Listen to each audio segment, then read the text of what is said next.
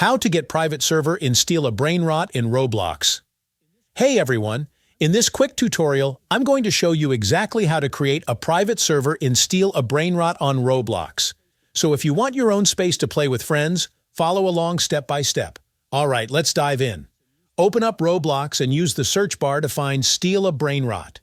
Once you're on the games page, look right next to the blue play button. You'll see a little person icon. Go ahead and click that and then select Create Private Server. Now you can give your server a custom name. For example, you could just name it after yourself. Here's the important part. Creating a private server costs 79 Robux per month, and it renews automatically. So make sure you've got enough Robux before you continue. If you're good with that, hit subscribe, and Roblox will set up your private server.